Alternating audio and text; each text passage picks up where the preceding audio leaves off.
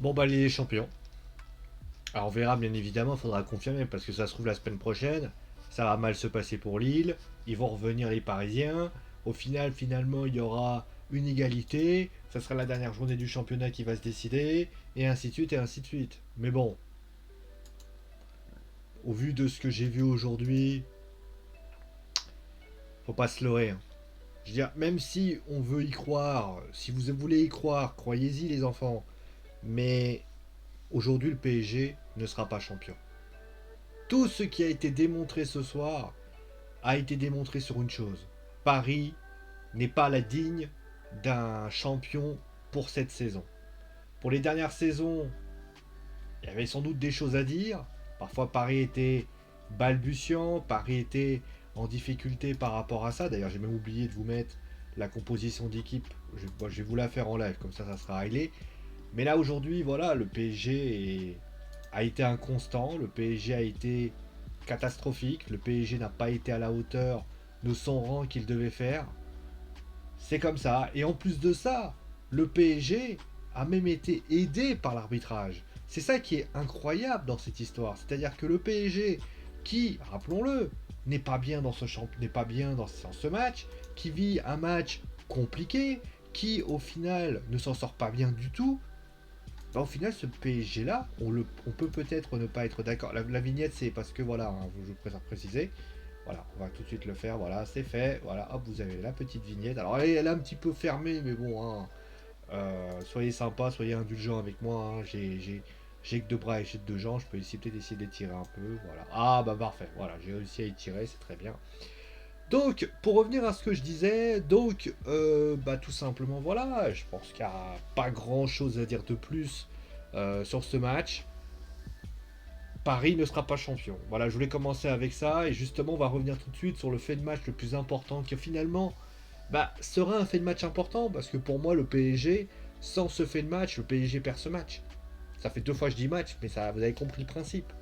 Je veux dire, aujourd'hui, qu'est-ce qui s'est passé? On a vu un Paris Saint-Germain. Donc, on va revenir sur l'action qui a lieu. Donc, nous sommes à la 45e minute. Le PSG donc, a une action. Il y a un centre de Di Maria, si je me souviens bien. Et à ce moment-là, il y a eu une action. Alors, je n'ai pas trouvé la photo, hein, j'en suis vraiment désolé.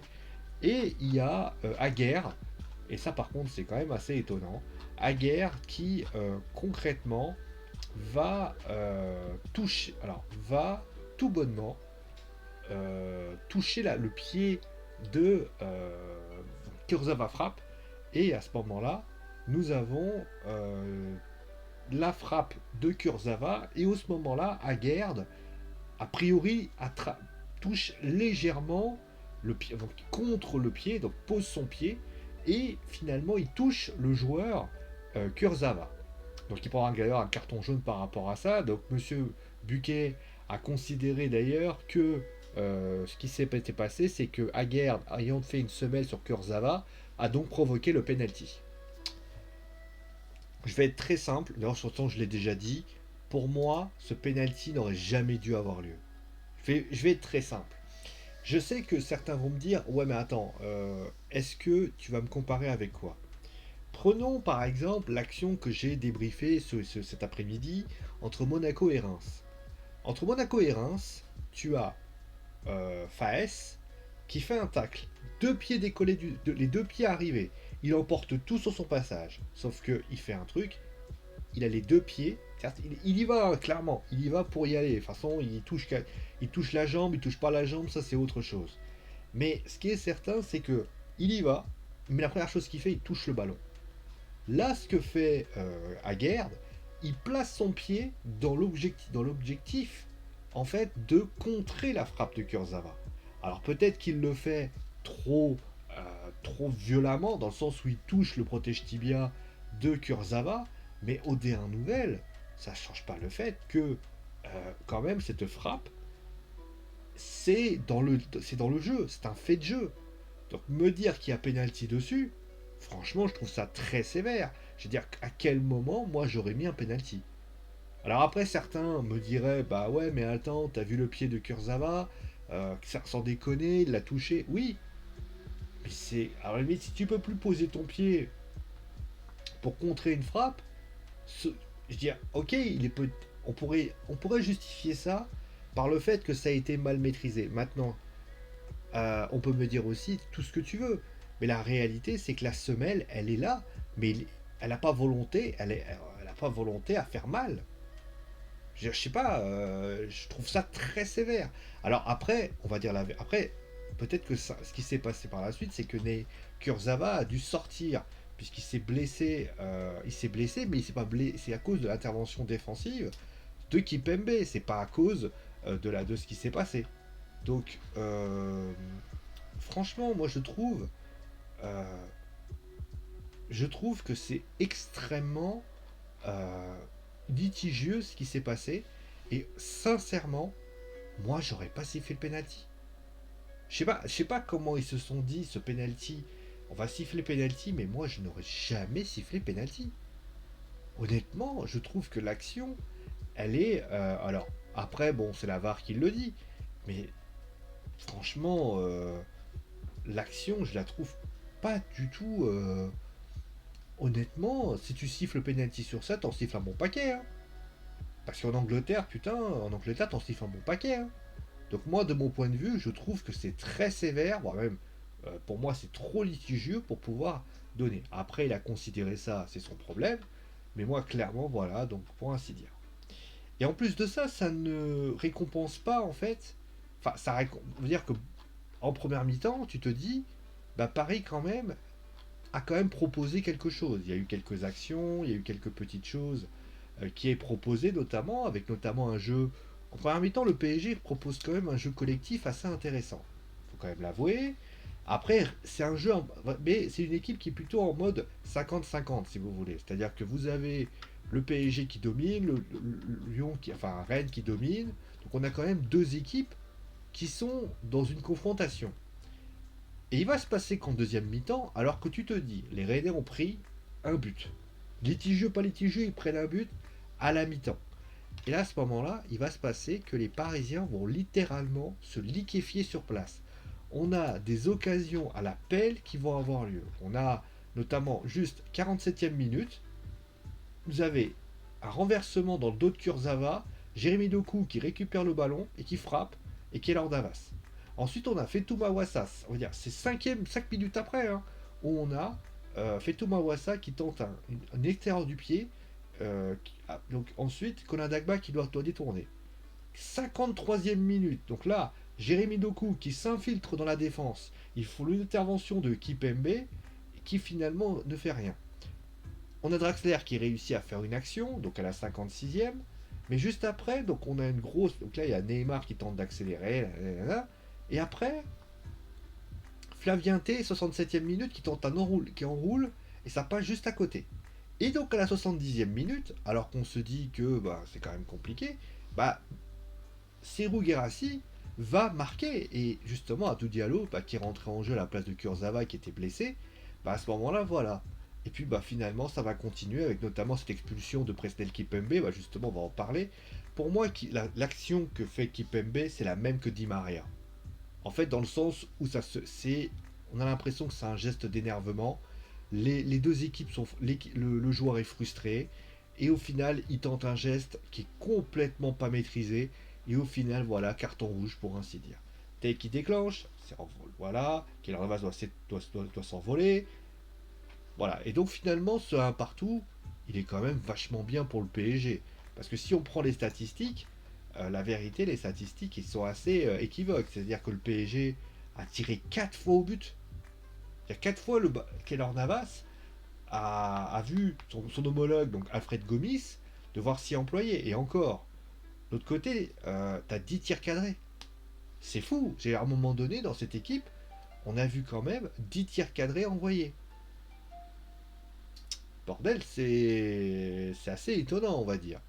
Donc voilà un petit peu ce qu'on a à dire par rapport à ça. Et donc finalement, bah, ça va donner finalement ce match nul qui, de mon point de vue, hein, est un bon résultat pour le PSG. Alors certes, dans la course au titre, c'est pas du tout un bon résultat, concrètement, mais au vu de ce qui a été proposé là, c'est un super résultat.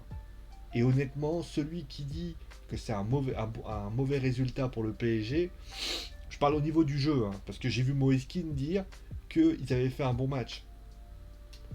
Alors, Moïse, je t'aime beaucoup. Alors, je sais pas si tu fais un discours de façade, mais même ton capitaine qui vient de parler sur Canal n'est même pas d'accord avec ce que tu viens de dire. Donc, à un moment donné, au lieu de vouloir sortir juste de la merde, essayer un petit peu d'ouvrir les yeux, ça te fera pas de mal, hein. Voilà, clairement. Bon, en tout cas, voilà, la victoire du PSG n'arrivera pas. Après, Paris peut encore réussir à être champion. Il suffit juste que Lille perd un match. Et à partir de ce moment-là, tout peut arriver, hein. Tu peux imaginer peut-être un Lille ce sera 79-79. Et là, bah, comme Paris a on va dire, un bon goal average, ça s'amènerait justement à la dernière journée où le PSG et Lille, si Paris fait un résultat meilleur, c'est par rapport à ça. Mais bon, tu sauves la casse, mais concrètement, baisse les yeux parce que clairement, t'as pas fait le match de ta vie et ça, clairement, ça s'est vu. Bon, on va commencer à parler à Rennes. Après, je ferai plus en détail concrètement le Paris Saint-Germain parce que là, c'était plus en des informations balancées de ci, de là. Pour ce qui s'agit de Rennes, Rennes va mieux. Alors, certes, il y a eu justement cet accro de la semaine dernière contre Bordeaux, mais on peut la mettre on va dire, au service finalement de l'expulsion de Steven Nzonzi. Et même ça, je trouve que Rennes s'est quand même procuré des occasions. Costil a été plutôt bien. Mais c'est vrai que du côté du match de Rennes, là, j'ai beaucoup aimé le milieu de terrain qui a été très bon, clairement. Je trouve l'équipe un peu maladroite d'un point de vue réussite. Mais c'est vrai que j'adore cette équipe. Je trouve que cette équipe, elle joue très bien. Voilà, Bruno Genesio a déjà posé finalement sa petite patte concrètement par rapport à ça. Et je trouve que c'est une super équipe et honnêtement, bah, ça apporte des garanties et on verra ce qu'ils se feront la saison prochaine. Mais honnêtement, bon là on verra parce que c'est vrai que Rennes est toujours septième du championnat, bon, à un point de Marseille et Lens, mais c'est vrai que bah, une qualification en Europa League pourrait faire permettre à Rennes de grandir au fur et à mesure. Je pense que la Ligue des Champions l'année dernière c'était un peu trop lourd pour eux.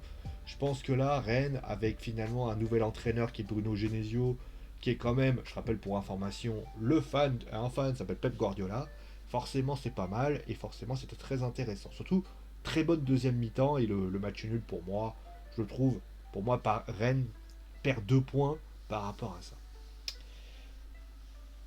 Bon, maintenant on va passer au PSG. Comment vous dire?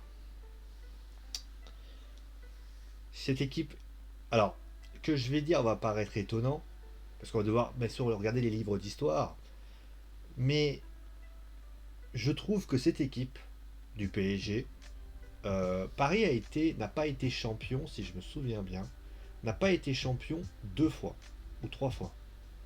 2 fois, oui, il n'a pas été champion 2 fois.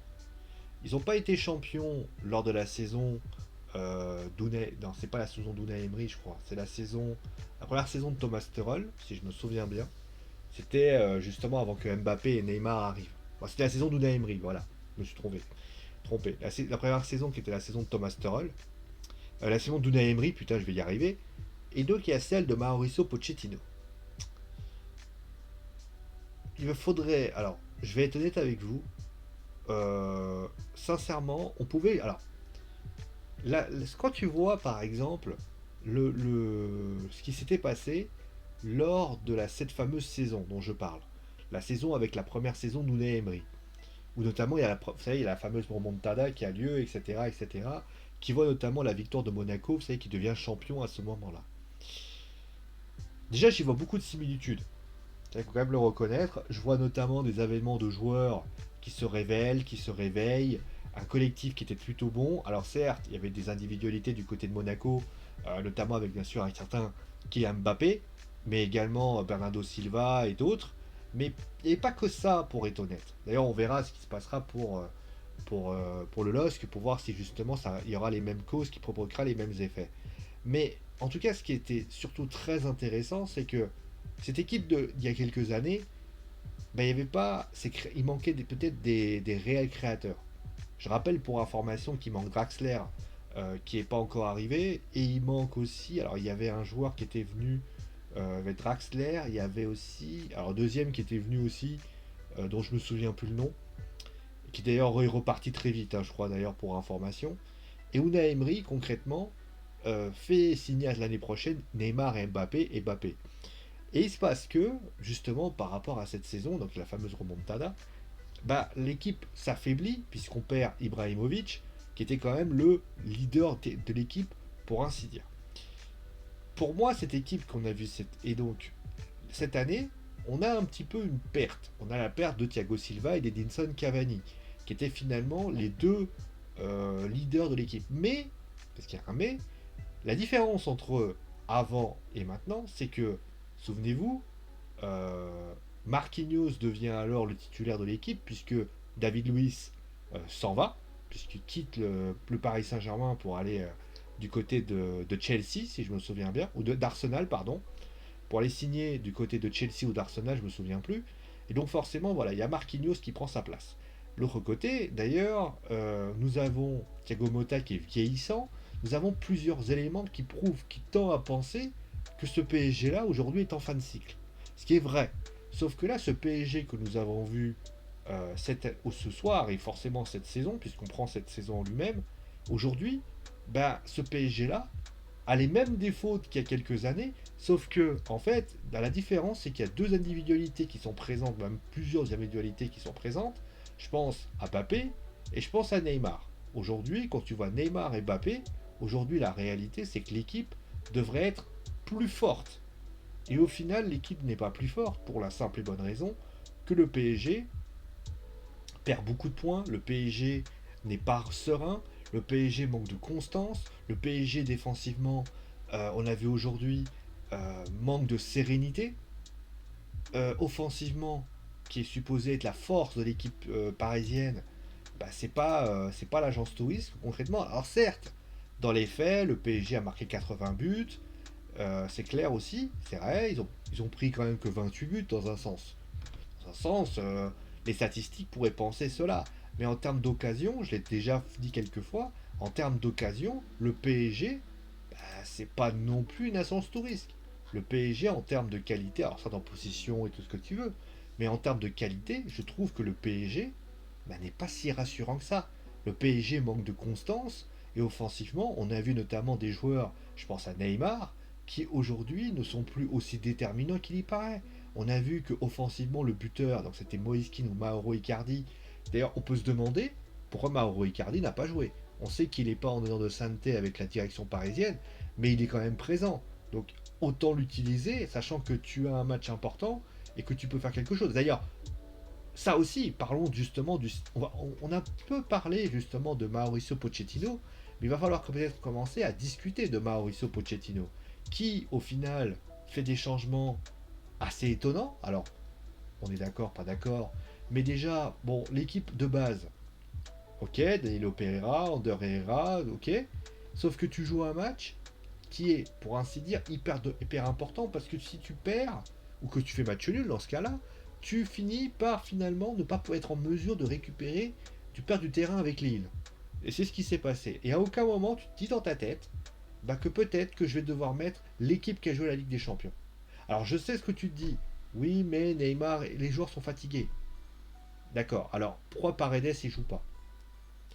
Pourquoi Florenzi ne joue pas? Alors tu vas me dire, je l'ai allumé Florenzi en tant que latéral droit, c'est vrai. Mais j'ai envie de te dire, pourquoi Diallo ne joue pas?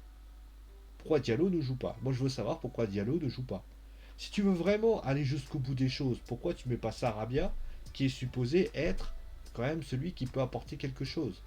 À quel moment tu te dis que Ganagay, qui, tu te rappelles, n'a pas joué le match euh, contre Manchester City, à un moment donné, pourquoi Ganagay ne joue pas? À un moment donné, il va falloir m'expliquer pourquoi Idrissa Ganagay, qui je rappelle hein, contre le Bayern était considéré comme un demi-dieu par la moitié de tous les supporters du Paris Saint-Germain, ne joue pas alors que on dit qu'il a été monstrueux, etc., etc.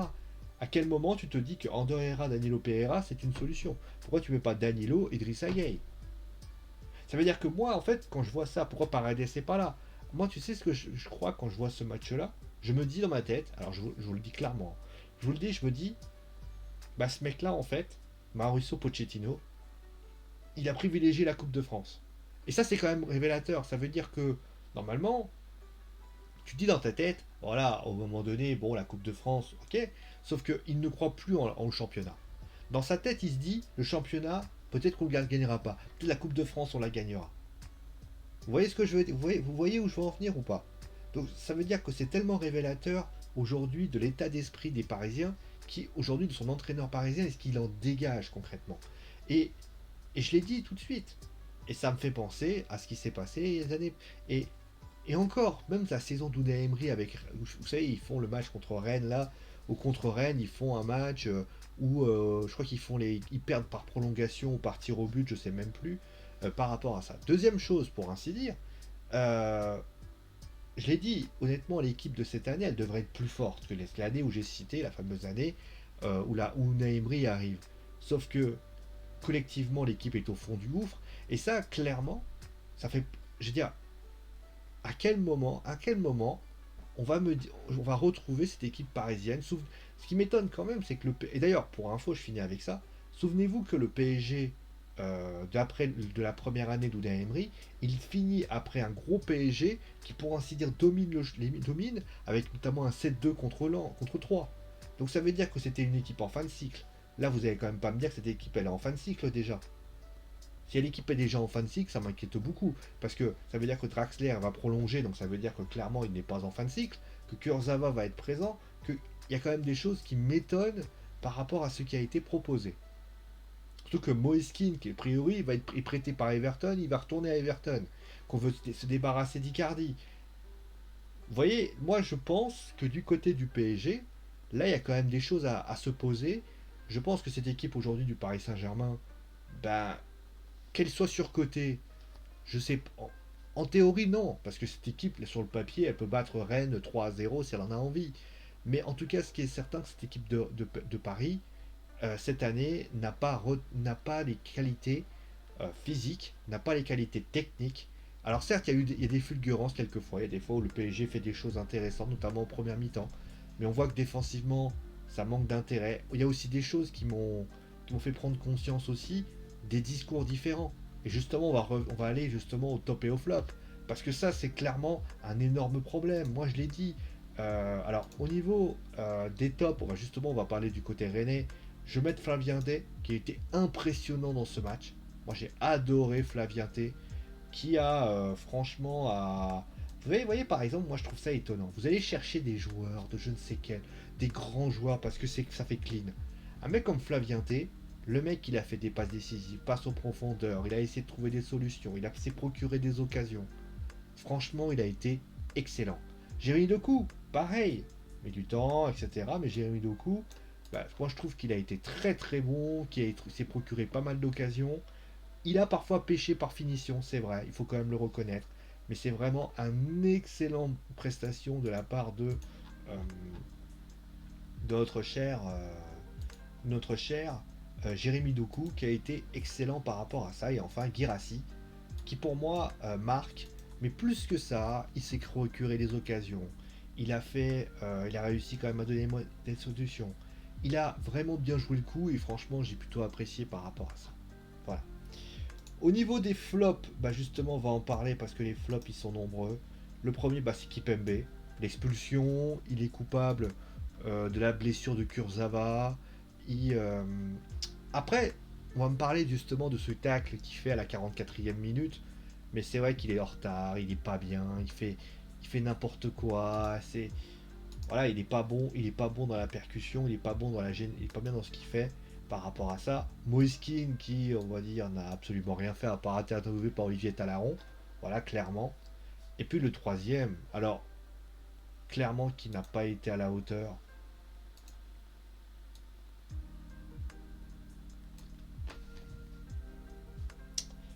J'ai mis un carré parce que je pense que c'est révélateur de quelque chose. Je précise quand même que ce monsieur a prolongé hier. Que ce monsieur doit donc porter les couleurs et le projet du Paris Saint-Germain.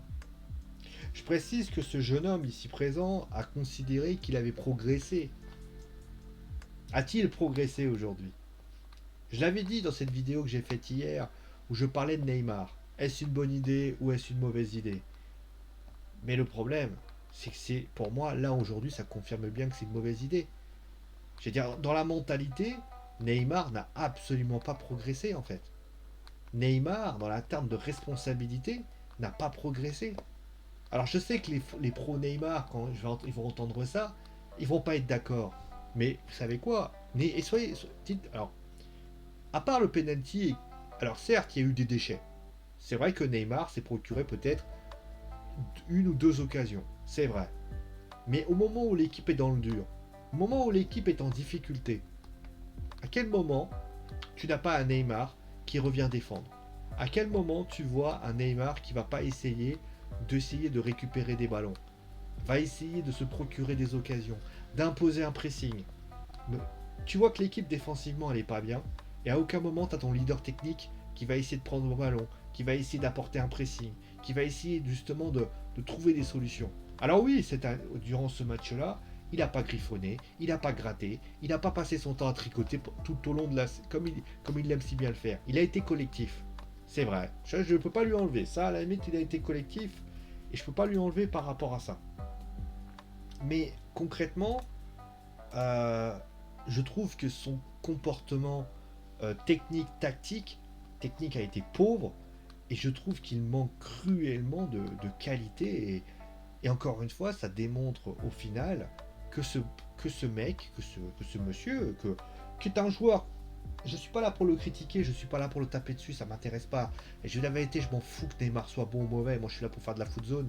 Et je suis là surtout pour débriefer un match tel qu'il est. La vérité, c'est que après avoir fait un. Vous savez, Mbappé, le jour où il va prolonger, je suis certain. Alors, je sais que je suis pas pro Mbappé non plus. Hein, bah, il va démontrer. Et il le démontre, tu vois. Neymar n'a toujours pas démontré au PSG qu'il était un élément moteur de cette équipe. Et cet élément moteur sera là encore pour 3 à 4 saisons. Je ne sais pas si ça vous fait pas prendre conscience qu'au final, ce joueur ne vaut pas ce qu'il a à faire. Ça fait réfléchir. Hein. Ça fait réfléchir et je pense que les Parisiens n'ont pas suffisamment réfléchi avant de le prolonger. Moi, je le répète ce que j'ai dit hier. J'estime que si tu veux prolonger quelqu'un, il y avait un mec. Alors, ils essaient de le prolonger aussi, hein. Mais il y avait un mec, mets bourre dessus, dis à Neymar de partir, garde Mbappé.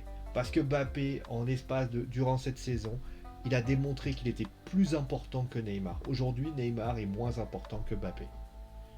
Et j'ai envie de vous dire, c'est bien triste parce qu'en termes de replacement collectif, en termes de défense, en termes d'envie, en termes de tout, Mbappé a démontré beaucoup de choses. Neymar, je sais pas ce qu'il a démontré. Quand il a envie, des fois quand il a envie, voilà. C'est pas la majesté. Vous savez, il y a une phrase, notamment, je ne connais pas le commentateur de Canal qui disait le roi Neymar. Et bah, vous savez quoi? C'est typiquement ça. Un roi, ça attend sur son trône que finalement les choses se passent. Bah, j'ai envie de vous dire, bah, le trône, tu vas l'avoir. C'est quoi le trône? Tu peux l'attendre très longtemps parce qu'au final, tout ce que tu vas réussir à faire, c'est mettre des déceptions. Et ça, c'est clairement ce que tu vas réussir à faire.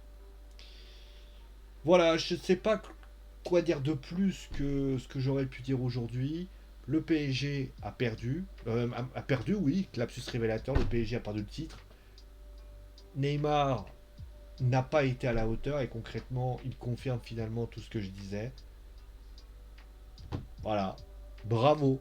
Bravo à Lille. Lille sera champion et honnêtement, je serai très content parce que pour moi, c'est une équipe qui me plaît. C'est une équipe qui a des valeurs.